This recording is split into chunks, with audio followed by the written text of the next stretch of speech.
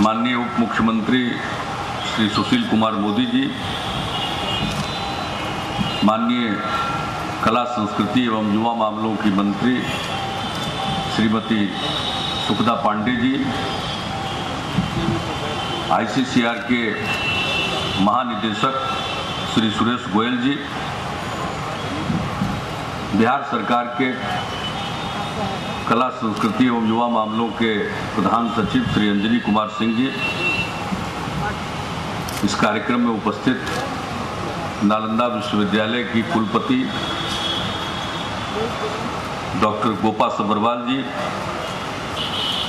पद्मश्री आदरणीय गजेंद्र नारायण सिंह जी के सभी यहाँ उपस्थित प्रतिनिधिगण, देवी और सज्जनों,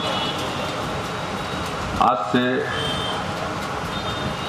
भारतीय सांस्कृतिक संबंध परिषद का क्षेत्रीय कार्यालय पटना में खुल रहा है।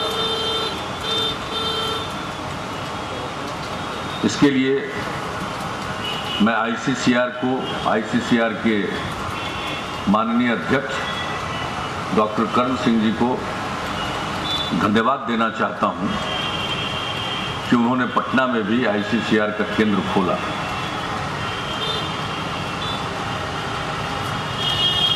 कल आईसीसीआर के द्वारा नालंदा विश्वविद्यालय और बिहार सरकार के साथ मिलकर 3 दिवसीय एक अंतर्राष्ट्रीय सेमिनार की भी शुरुआत की और इसमें अनेक मुल्कों के लोग भाग ले रहे हैं। तो एक पूरा माहौल ऐसा लगता है कि जैसे बिहार के पुराने इतिहास को, बिहार की पुरानी संस्कृति को याद करा रहा है। और अब बिहार में काफी कुछ हो रहा है। हम अपने गौरवशाली अतीत के प्रति जहां गौरव की अनुभूति रखते हैं, वहीं हमें इस बात का एहसास है कि सिर्फ अतीत के गौरवशाली होने से कोई इलाका प्रतिष्ठा प्राप्त नहीं करता है। वर्तमान को भी उसे ठीक करना होगा। इसलिए अपने अतीत से प्रेरणा लेकर वर्तमान को भी ठीक करने की कोशिश हो रही है। और जो कुछ भी आज हो रहा है इस प्रकार की गतिविधियों से, उसमें ताकत मिलती है। कर्ण सिंह जी लंबे काल के बाद बिहार आए हैं और अब जबकि कल उन्होंने इस बात की घोषणा कर दी कि नालंदा विश्वविद्यालय को पूरे तौर पर वो बीएचयू के चांसलर की हैसियत से सहयोग करेंगे और आईसीसीआर का क्षेत्रीय कार्यालय यहाँ खुल रहा है, तो मैं समझता हूँ उनका भी आना बराबर होगा बिहार के लिए। और जब ऐसे विद्वत जन पधारते हैं तो इसका लाभ बहुत मिलता है। तत्काल बहुतों को एहसास नहीं होता होगा, लेकिन जो बातें की जाती हैं उनका असर लंबे काल तक रहता है। कल भी सेमिनार में जितनी बातें हुई है, और जब हम आसियान मुल्कों के साथ सांस्कृतिक संबंधों को और बेहतर करना चाहते हैं, तो बिहार उसमें एक महत्वपूर्ण भूमिका निभा सकता है। और अब नालंदा विश्वविद्यालय की स्थापना हो रही है,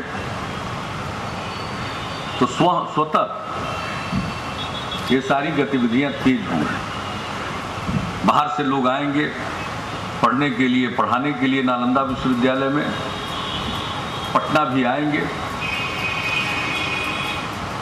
और जब आईसीसीआर का केंद्र रहेगा तो उन्हें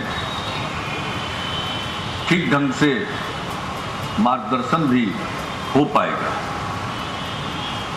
अभी तत्काल इस स्थान पर आईसीसीआर का क्षेत्रीय कार्यालय खोला गया है। मैंने कल भी कहा था, आज भी यह व्यवस्था काम चलाऊ है, ये स्थायी व्यवस्था नहीं है।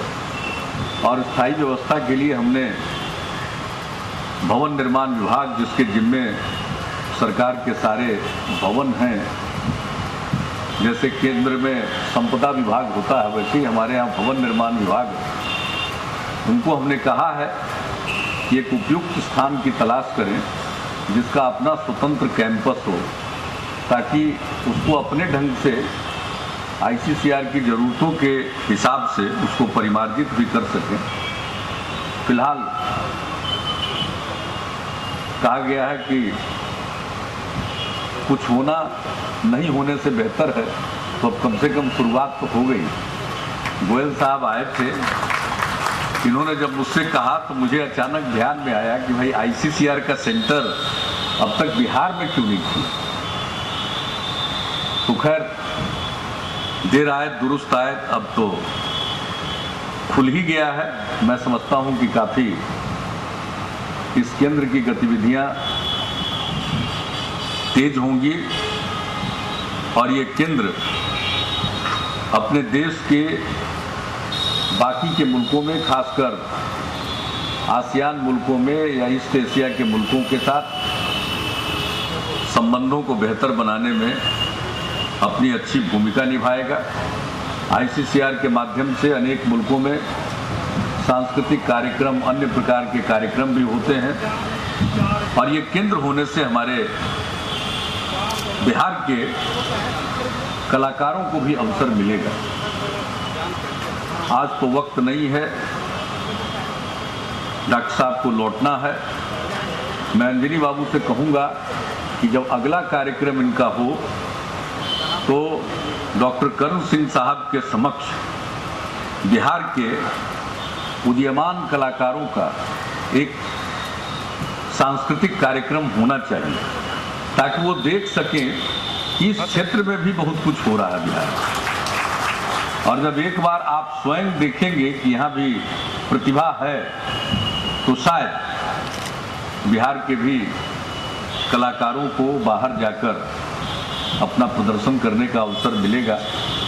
यूँ तो कुछ जगहों पर जाते रहते हैं, कुछ जगहों पर राज्य सरकार पहल करती है, कुछ जगहों पर केंद्र सरकार के सहयोग से लोग जाते हैं, लेकिन जब आईसीसीआर का केंद्र होगा तो एक बेहतरीन अवसर मिलेगा। यहाँ हमारा एक कार्यक्रम है बिहार गौरव गान का, वो इतना जबरदस्त कार्यक्रम है, वो कोरियोग्राफी है। कई लोग जब उसको देखते हैं तो कहते हैं कि साहब ये तो उत्कृष्ट कोटि का है। और सब कुछ यही के कलाकार, बहुत ही साधारण परिवेश में पले और बढ़े हुए लोग अपनी कला का प्रदर्शन करते हैं और बेहतरीन प्रदर्शन करते हैं।